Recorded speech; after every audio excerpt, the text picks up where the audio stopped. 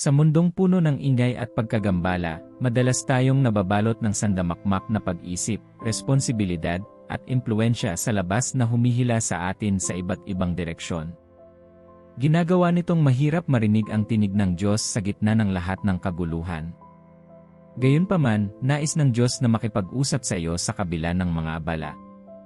Sinusubukan kaya niyang magpasa ng mensahe sa iyo, ngunit hindi mo alam. O marahil ay sinanay kang makinig sa Diyos sa isang tiyak na paraan. Ngunit alamin na ang Diyos ay nakikipag-usap sa maraming paraan. At madalas siyang makipag-usap sa iyo sa mga paraan na mauunawaan mo. Ang isa sa mga paraan ay sa pamamagitan ng iyong intuisyon. Alam mo ba kung paano nagsasalita ang Diyos sa pamamagitan ng iyong intuisyon?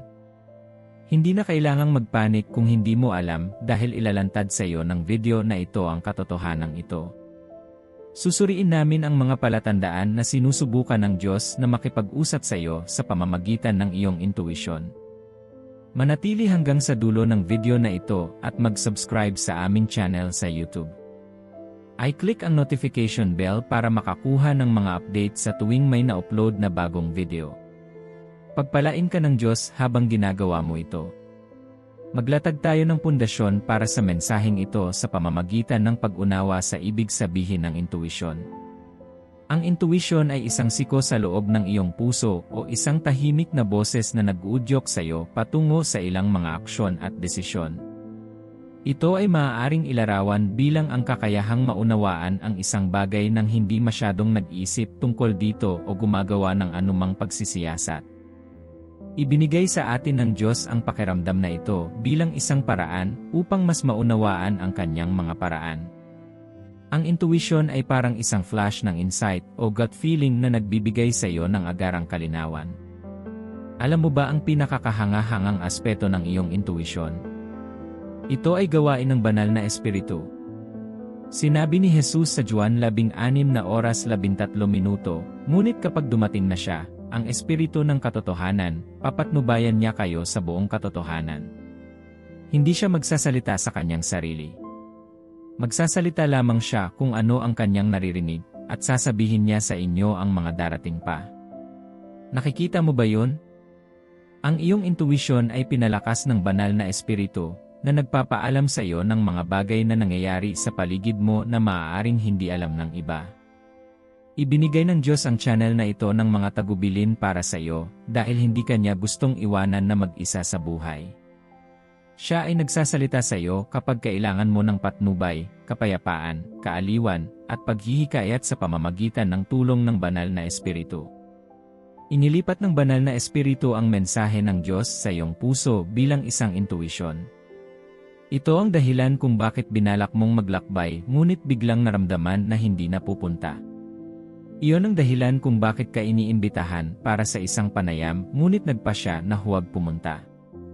Gustong-gusto mo ang trabaho at talagang gusto mong kunin ito ngunit pinigilan ka ng banal na espiritu sa pamamagitan ng damdaming iyon. Ang isang magandang bagay tungkol sa iyong intuisyon ay nagbibigay ito sa iyo ng kapayapaan. Gaano man kahirap ang desisyon, magiging payapa ka sa iyong sarili at alam mong magiging maayos ang lahat. Naiintindihan ko na gustong-gusto din ng dyablo na magdala ng mga negatibong kaisipan sa iyong isipan upang pigilan ka na ituloy ang iyong tagumpay. Ang ganitong uri ng pag-iisip ay palaging nailalarawan sa pamamagitan ng pagkabalisa at kawalan ng katiyakan. Ngunit ang intuitive na pag-iisip ng Diyos ay mapayapa at nakakapreskong. Hindi ka mapapailalim sa anumang pressure. Ito ay sinamahan ng katotohanan at sa lalong madaling panahon ay mauunawaan mo kung bakit pinigilan ka ng Diyos na simulan ang paglalakbay na iyon o kunin ang trabahong iyon. Ang intuition ay isang pagpapala, ngunit karamihan sa mga tao ay hindi nauunawaan ang lugar nito sa ating buhay. Nakatuon ang video na ito sa pagtulong sa iyo na makilala ang 7 palatandaan na nagsasaad na sinusubukan ng Diyos na makipag-usap sa iyo sa pamamagitan ng iyong intuition. Makakatulong ito sa iyo na malaman kung ito ang tinig ng Diyos na gumagabay sa iyo o kung ito ay ang kaaway. Gagabayan ka rin nito kung paano iayon ang iyong buhay ng mas malapit sa kalooban ng Diyos. Ang unang palatandaan na sinusubukan ng Diyos na makipag-usap sa iyo sa pamamagitan ng iyong intuisyon ay sa pamamagitan ng paulit-ulit na pag-isip o pakiramdam. Ang ilang mga pag-iisip ay hindi mawawala kahit gaano mo subukang itaboy ang mga ito. Ito ay paulit-ulit na umuulit sa sarili at nakakagambala sa bawat iba pang bagay sa iyong isipan. Ang ilang mga pag-iisip ay nagdudulot sa iyo na mawalan ng pagtuon sa iba pang mga bagay hanggang sa matugunan mo ang mga ito. Ang mga ito ay mga intuisyon na pinapagana ng banal na espiritu na iginuhit ang iyong pansin sa layunin ng Diyos. Maaaring kausapin ka ng Diyos sa pamamagitan ng patuloy na pag-isip o damdamin sa iyong isipan. Kapag ang mga kaisipang ito ay mahirap baliwalain, walang duda na ito ay isang senyales na sinusubukan ng Diyos na kunin ang iyong atensyon. Ang pagbibigay pansin sa mga kaisipang ito ay gagabay sa iyo patungo sa isang partikular na aksyon, desisyon, o tao. Magugulat ka sa kung ano ang magiging mali kung tinalikuran mo ito. Ang Diyos ay laging makalkula at tumpak sa kanyang mga tagubilin. Hindi niya hahayaan ang isang hindi importanteng bagay na makaabala ng husto sa iyong puso. Ang Diyos na nagsasalita sa pamamagitan ng propetang si Isaias ay nilinaw sa Isaias 30:21, kung ikaw ay lumiko sa kanan o sa kaliwa, ang iyong mga tainga ay makakarinig ng isang tinig sa iyong likuran na nagsasabi, ito ang daan. Lumakad roon. Ang banal na kasulatang ito ay naglalantad kung paano tayo malumanay na pinapatnubayan ng Diyos, kadalasan sa pamamagitan ng paulit-ulit na mga siko sa direksyon ng kanyang kalooban. Ang kanyang tinig ay patuloy na magpaparinig ng babalang iyon sa iyong puso hanggang sa sundin mo ang tamang landas.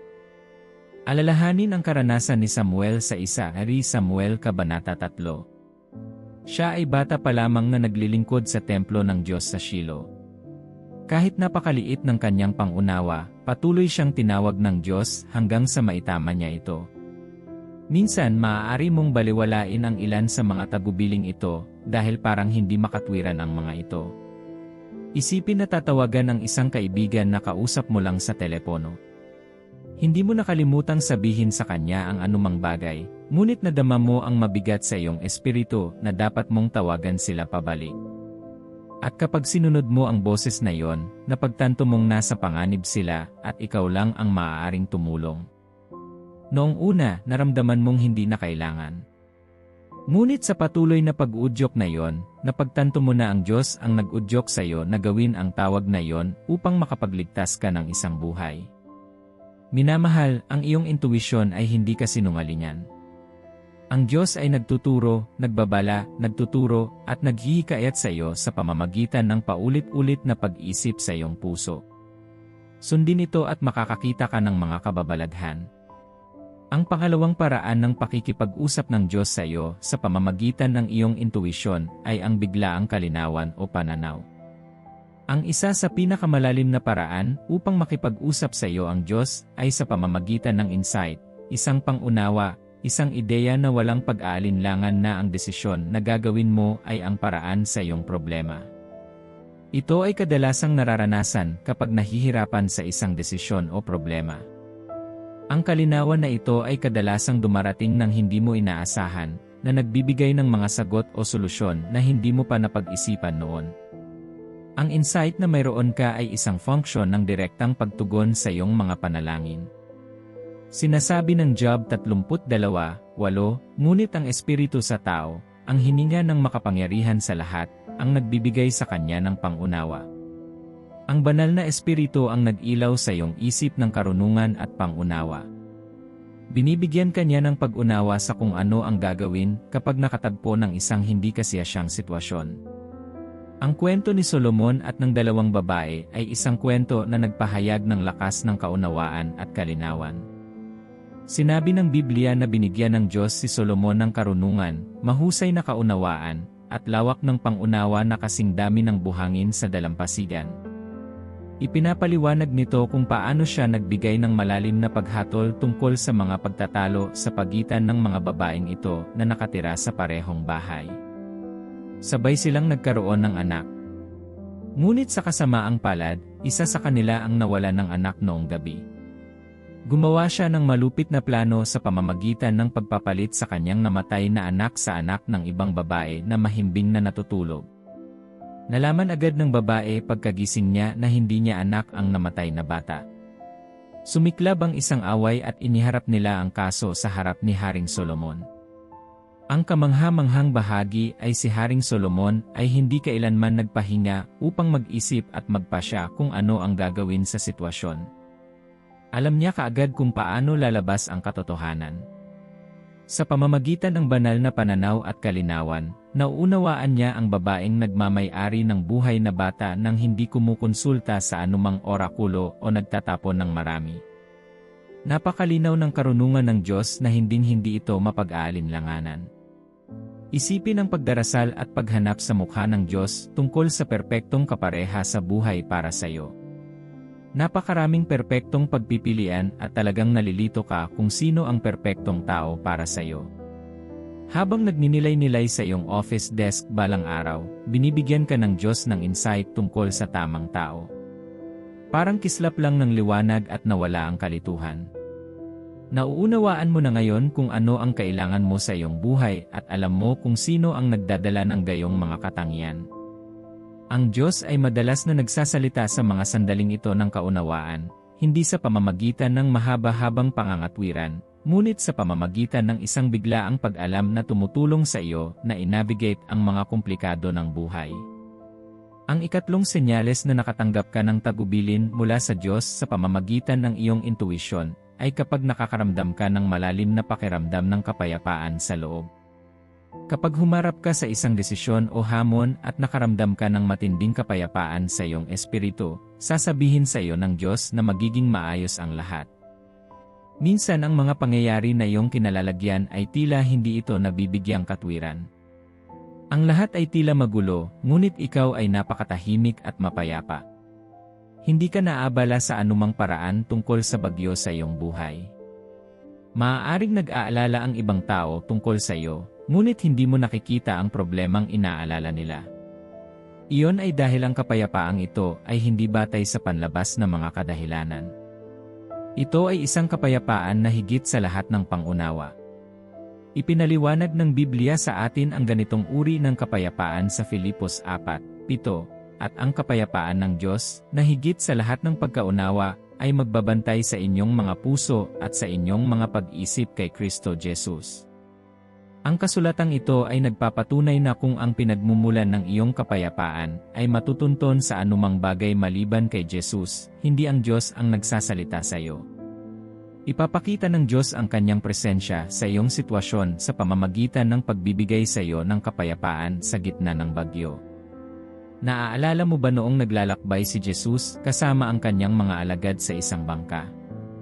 Sinasabi ng Biblia sa Marcos 4:37 na ang isang malakas na unos ay dumating at ang mga alon ay humampas sa bangka, halos lumubog ito. Alam mo ba kung ano ang ginagawa ni Jesus sa kakilakilabot na sitwasyong iyon? Sinasabi ng Biblia na siya ay nasa hulihan, natutulog sa isang unan. Ang mga alagad ay nabalisa at naisip na sila ay malulunod. Ginising nila siya at sinabi, "Guro, wala ka bang pakialam kung malunod tayo?" Si Jesus ay bumangon kaagad at nagsalita sa hangin at huminto ang bagyo. Ano ang natutunan mo sa talatang ito? Sinasagisag ni Jesus ang iyong panloob na kapayapaan at kung paano nito mapipigilan ang bawat kaguluhan sa iyong buhay. Sa kabila ng bagyo na malapit ng sumira sa kanilang buhay, nakasumpong ng kapayapaan ang mga alagad sa loob ng silid ng kanilang bangka. At iyon lang ang kailangan nila para maligtas. Kung iniisip mo kung makakaligtas ka sa sitwasyong iyon, sinasabi sa iyo ng Diyos ngayon na saliksikin ang iyong puso at tingnan kung may kapayapaan saan man. Kalmado ka ba at hindi gaanong nababahala tungkol sa mga problemang nakapaligid sa iyo? Kung gayon, dapat mong malaman na ang banal na espiritu ay nag-aalok ng gayong kapayapaan kapag lumalakad sa kalooban ng Diyos. Sa napakaikling panahon, mawawala ang iyong mga problema. Kapag ang Diyos ay nagsasalita sa iyo sa pamamagitan ng iyong intuisyon, siya ay madalas na nagdadala ng kapayapaan sa iyong espiritu, na tinitiyak sa iyo na ikaw ay naglalakad sa tamang direksyon. Ang ikaapat na senyales na sinusubukan ng Diyos na makipag-usap sa iyo sa pamamagitan ng iyong intuisyon ay isang pakiramdam ng pananalig o kakulangan sa ginhawa. Ito ay kadalasang gawain ng banal na espiritu, gaya ng naka-highlight sa Juan 16:8. Pagdating niya, patutunayan niya na ang mundo ay nasa mali tungkol sa kasalanan at katuwiran at paghatol. Dinadala ng banal na espiritu ang pakiramdam na ito sa iyong puso kapag ikaw ay magpapasya o gagawa ng isang aksyon na hindi naaayon sa kalooban ng Diyos. Bagamat ang pakiramdam na ito ng kakulangan sa ginhawa ay maaaring masira ang iyong mga paunang plano, ito ay tanda ng proteksyon na patnubay ng Diyos. Ang pag-iwas sa mga pagpipilian na maaaring humantong sa iyo sa maling landas ay isang babala din. Hindi ka hinahatulan ng banal na espiritu sa pamamagitan ng pagkumbinsi sa iyo tungkol sa gayong mga pagpili. Sa halip ay inilalagay ka sa tamang landas patungo sa ikabubuti ng Diyos para sa iyo. Si Haring David ay nakagawa ng isang kakila-kilabot na krimen sa pamamagitan ng pagkakaroon ng matalik na relasyon sa asawa ni Urias. Ang masama pa nito, pinatay niya ang asawa para itago ang kahihiyan nito. Sa kabila ng lahat ng kasamaan na ginawa niya, hindi siya nakadama ng pagsisisi o anumang pakiramdam ng pagkakasala hanggang sa hinatulan siya ng Diyos sa kanyang kasamaan. Nagpadala ang Diyos ng propeta upang suriin ang kabigatan ng pagkakasala ni David sa kanya. At doon niya nalaman na may ginawa siyang malupit na bagay. Kinilala ni David ang kanyang kasalanan at tinanggap ang parusang ibinigay sa kanya ng Diyos. Posible lamang iyon dahil kinumbinsi siya ng Diyos na mali ang kanyang mga aksyon. Maaari ka ring kumbinsihin ng Diyos sa ganoong paraan. Gagawin niya ito bago mo gawin ang kasamaang iyon para mapigilan mo ito.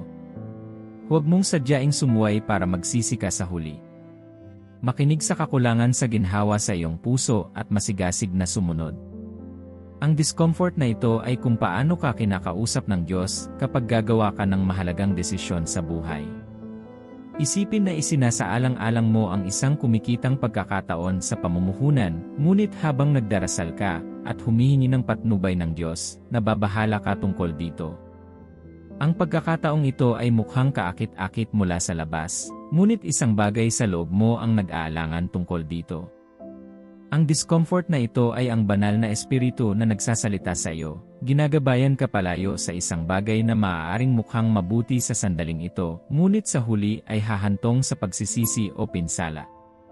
Ang paniniwala ay isa sa mga pinaka-hindi komportable na damdamin na maaari mong maranasan. Gayunpaman, ito ay isang maibiging babala mula sa Diyos na hindi mo dapat baliwalain. Inilagay ng banal na espiritu ang pananalig na ito sa iyong puso upang pigilan ka sa paggawa ng mga desisyon na malamang na pagsisisihan mo sa natitirang bahagi ng iyong buhay. Ang discomfort na iyon ay isang intuisyon na nagpapahiwatig na ang Diyos ang nakikipag-usap sa iyo.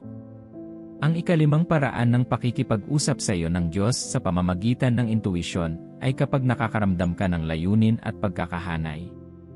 Karaniwan itong nangyayari kapag gumawa ka ng isang plano na gumagana ng eksakto kung paano mo ito naisip. Ito ay isang senyales na sinusuportahan ng Diyos ang iyong desisyon, at ang may layuning pakiramdam na iyon ay naghihikayat sa iyo na magpatuloy. Kapag ang iyong desisyon ay naayon sa plano ng Diyos para sa iyong buhay, magsisimula kang makaramdam ng higit na lakas at motibasyon na ituloy ang susunod na kurso. Sinasabi ng Roma 8:28, at alam natin na sa lahat ng bagay ay gumagawa ang Diyos para sa ikabubuti ng mga umiibig sa Kanya, na tinawag ayon sa Kanyang layunin. Kapag naaayon ka sa layunin ng Diyos, ang iyong mga desisyon at pagkilos ay dumadaloy mula sa isang lugar ng kapayapaan at kagalakan, na nagpapatunay na ikaw ay lumalakad sa Kanyang kalooban. Isang napakalalim na kwento sa Biblia ang nagpapaliwanag sa kapangyarihan ng pagkakahanay. Ang mga Israelita ay dumaranas ng matinding taggutom hanggang sa nagsimula silang kainin ang kanilang mga anak bilang karne. Kinubkob ng mga Arameo ang lungsod at nagpaplano sila ng digmaan laban sa Israel. Sinisi ng hari si Eliseo, ang propeta, sa problema ng Israel. Ngunit ang mga bagay ay naging kabaligtaran. Sinabi ni Eliseo sa hari, Sa ganitong oras bukas, ang isang sako ng pinong harina ay mabibili sa isang pilak na barya, at 2 sako ng sebada ang mabibili sa parehong halaga, sa mismong pintuan ng Samaria. Sa madaling salita, babalik ang ekonomiya at magkakaroon muli ng kasaganaan. Ang mga mamahaling kalakal ay magiging mura. Imposible ito dahil wala talagang mabibiling pagkain, lalo pa sa mura. Totoo sa sinabi ni Eliseo, isang himala ang nagpatunay na ang kanyang mga salita ay mula sa Diyos. Inilarawan ng Biblia kung paano nagkaroon ng lakas ng loob ang 4 na lalaking may ketong na pumasok sa kampo ng mga Aramean dahil sa gutom. Nadama nila na kung nanatili sila sa likod, mamamatay sila sa gutom. Kaya, mas mabuting mamatay ng sumusubok kaysa maghintay na lamang mamatay. Nakalapit sila sa kampo at walang narinig na ingay. Sa kanilang labis na pagkagulat, ang mga Aramean ay tumakas mula sa kanilang kampo. Ipinarinig ng Panginoon sa mga Arameo ang ugong ng mga karo, mga kabayo, at isang malaking hukbo. Kaya inisip nila na inupahan ng hari ng Israel ang mga Heteo at mga haring Ehipsyo upang salakayin sila. Tumakas sila sa dapit hapon at iniwan ang kanilang mga tolda, kabayo, pagkain, at asno. Umalis sila sa kampo at tumakbo para sa kanilang buhay. Ang mga lalaking may ketong ay umabot sa gilid ng kampo at pumasok sa isa sa mga tolda. Kumain sila at uminom ng busog. Dinala nila ang pilak, ginto, at mga damit at umalis at itinago ang mga iyon. Nagpatuloy sila sa ganoon hanggang sa nagpasya silang ipaalam ito sa hari. At sa gayon ang buong Israel ay nagkaroon ng sapat na pagkain at matitira. Sinasabi ng 2 Hari 7:18, nangyari, gaya ng sinabi ng tao ng Diyos sa hari, sa mga ganitong oras bukas. 1 sako ng harina ang mabibili sa isang pilak na barya, at 2 sako ng sebada sa isang pilak na barya sa pintuan ng Samaria. Nakikita mo ba kung paano inihanay ng Diyos ang mga salita ni Eliseo ayon sa kanyang layunin? Kapag kinausap ka ng Diyos, ihahanay niya ang lahat ng desisyon mo ayon sa kanyang mga plano. Magugulat ka na kung ano ang sinubukan mo nang walang kasiguraduhan ay gagana. Marahil ay hindi ka man lang naglagay ng maraming pagsisikap dito, ngunit nag-click ito. Ang panalangin iyon na hindi mo gaanong seryoso ay nasagot sa isang kisap mata. Kapag namumuhay ng naaayon sa layunin ng Diyos, ang iyong intuition ay nagiging mas matalas at madalas mong madarama ang direksyon ng Diyos sa makapangyarihang mga paraan. Ang ika-6 na palatandaan na sinusubukan ng Diyos na makipag-usap sa iyo sa pamamagitan ng iyong intuition ay sa pamamagitan ng espiritu ng pasasalamat at kagalakan. May mga pagkakataon na masaya ka lang. Nagpapasalamat ka sa lahat ng mayroon ka kahit na maaaring hindi mo pa nakukuha ang lahat ng gusto mo. Ang napakalaking pakiramdam ng pasasalamat at kagalakan ay mula sa Diyos. Hindi ka papayagan ng dyablo na maging masaya sa anumang dahilan. Ang kagalakang ito ay nagmumula sa isang mas malalim na lugar ng pagkaalam na ikaw ay lumalakad sa layunin ng Diyos. Pinatutunayan ito na namumuhay ka ayon sa kalooban ng Diyos at naangkla niya ang iyong mga hakbang. Ang kagalakang ito ay natural na dumadaloy kahit na sa mga mapanghamong sitwasyon. Kaya naman maaring may nakikita kang maraming pinagdadaanan pero nakangiti pa rin sila. Iyon ay dahil alam nila kung ano ang nararamdaman nila sa kanilang puso. Alam nilang lahat ng negativity na nakapaligid sa kanila ay magtatapos sa pabor sa kanila. Ang kagalakan at pasasalamat na ito ay hindi lamang emosyonal na mga tugon, ngunit mga banal na palatandaan na ang Diyos ay kasama mo na humahantong sa iyo patungo sa kanyang perpektong kalooban. Ipinahayag ng salmista sa awit 31:7, Ako ay magagalak at magagalak sa iyong pag-ibig, sapagkat nakita mo ang aking kapighatian at nalaman ang dalamhati ng aking kaluluwa. Ito ay higit na nagpapatunay na ang kagalakan na nagpapahiwatig ng patnubay ng Diyos ay maaaring hindi matutunton sa panlabas na mga kadahilanan. Kahit na sa hirap at dalamhati, masaya pa rin si Haring David dahil kilala niya ang isang Diyos na nagmamahal sa kanya at nakakita sa kanyang pinagdadaanan. Kapag ganoon ang nararamdaman mo sa gitna ng iyong sitwasyon, ang Diyos ay nagsasalita sa iyo na mahal ka niya at ang hamon na iyon ay hindi mananaig sa iyo.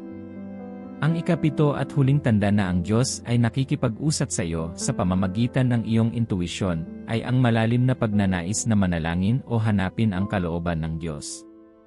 Kapag gusto mong manalangin o maghangad na marinig ang Diyos sa pamamagitan ng kanyang salita, ito ay senyales na sinusubukan ng Diyos na makipag-usap sa iyo. Tandaan na ang panalangin ang tanging paraan upang makipag-usap ka sa Diyos.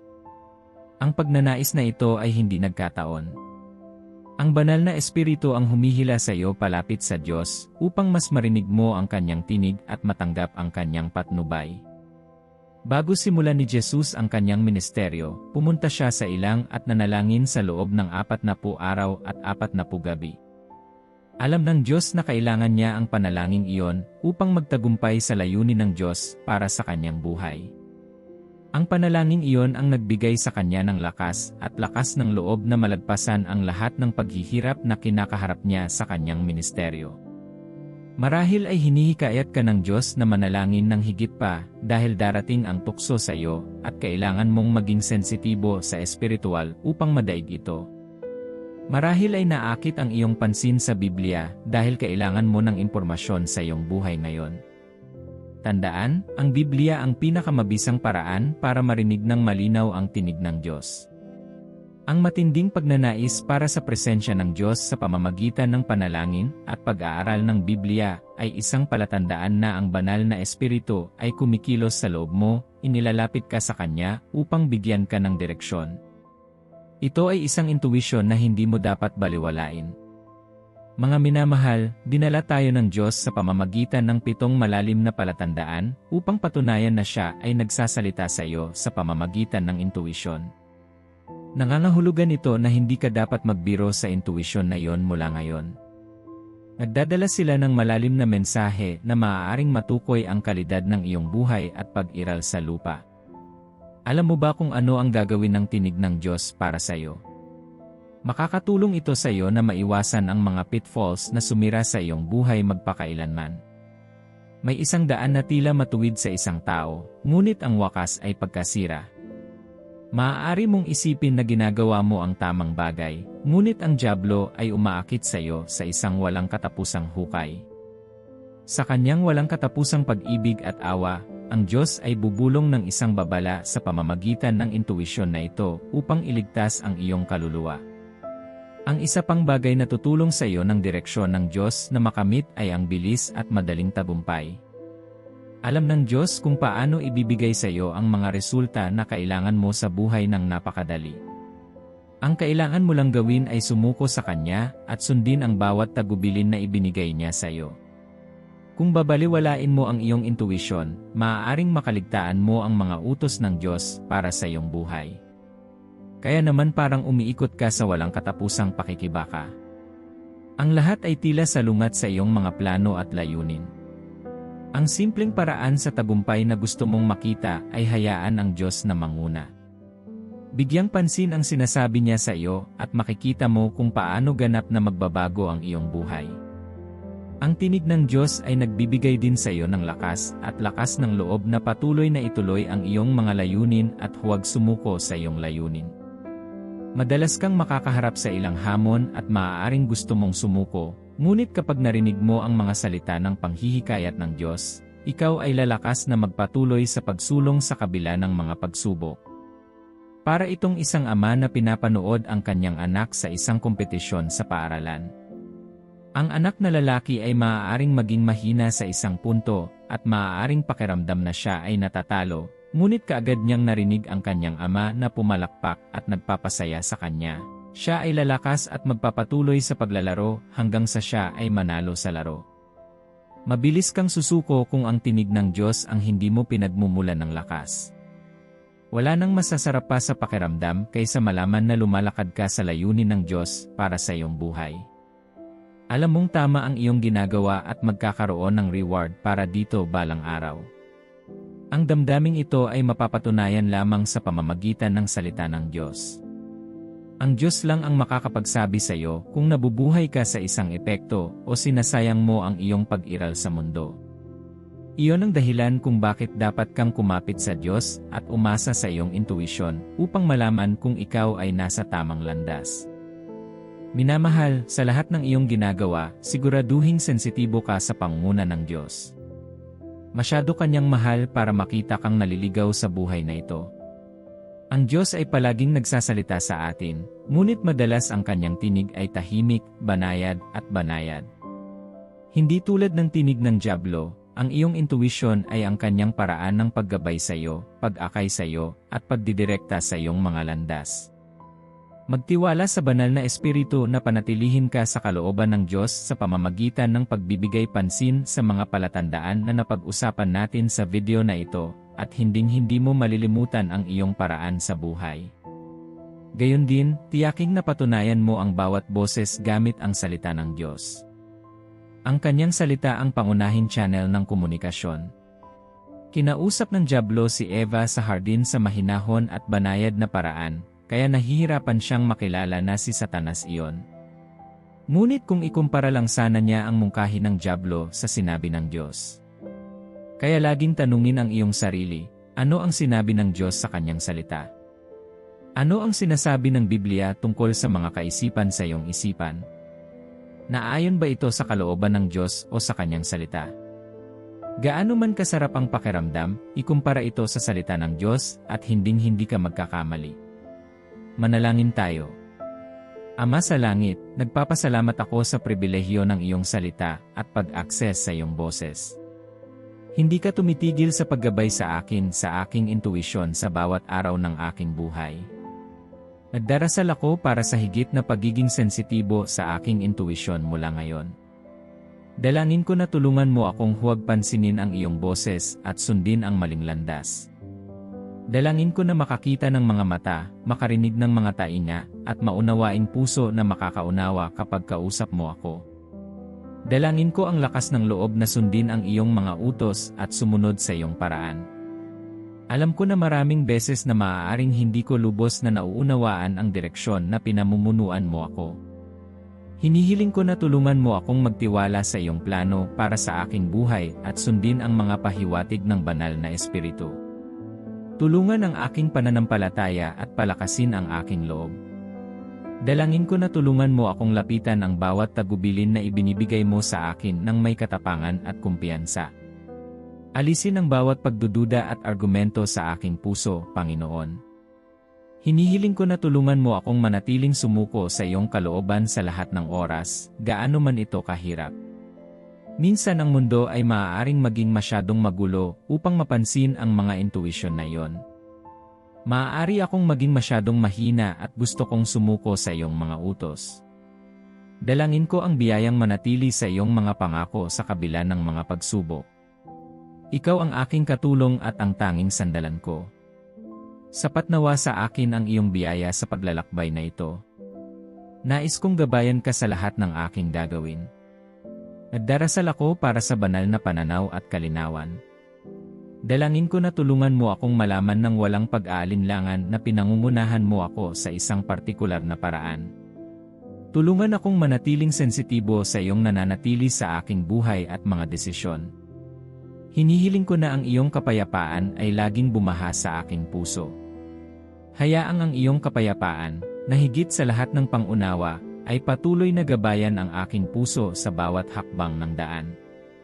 Hayaan akong madama ang kapayapaang iyon sa tuwing ang aking mga pagpipilian ay naayon sa iyong kalooban para sa aking buhay. Hayaan ang kapayapaang iyon na ilayo ako sa landas na patungo sa pagkawasak at ilagay ako sa landas ng kaligtasan. Mahal na Panginoon, dalangin ko na gawin mo akong hindi komportable sa mga sitwasyong hindi naayon sa iyong kalooban. Hatulan mo ako sa tuwing maling landas ang aking tinatahak. Huwag mag-atubiling ipakita sa akin ang aking kasalanan upang ako ay makatalikod sa landas ng paghihimagsik. Humihingi ako ng mapagpakumbabang espiritu upang matanggap ko ang aking mga pagkakamali at maging handang magbago. Hinihiling ko ang biyayang pag-aralan ang iyong salita at maging nakatuon sa panalangin. Nais kong mamuhay ng pare-parehong pakikisama at pakikipag-isa sa iyo, Panginoon. Ayokong magdasal lang kapag nahaharap ako sa mga hamon. Mangyaring bigyan ako ng disiplina na unahin ang iyong salita kaysa sa lahat. Naniniwala ako na ang aking buhay ay lumiwanag mula ngayon at ako ay laging lalakad sa iyong kalooban. Salamat sa pagdinig at pagsagot sa aking mga panalangin. Sa pangalan ni Jesus ako ay nananalangin. Amen. Congratulations sa panonood ng video na ito hanggang sa dulo. Alam kong napakalaki ng pinagpala mo. Huwag kalimutang mag-subscribe sa YouTube channel na ito kung hindi mo pa nagagawa iyon. I-click ang notification bell para makakuha ng mga update sa tuwing may na-upload na bagong video. Sumainyo nawa ang kapayapaan ng ating Panginoong Hesukristo ngayon at magpakailanman. Amen.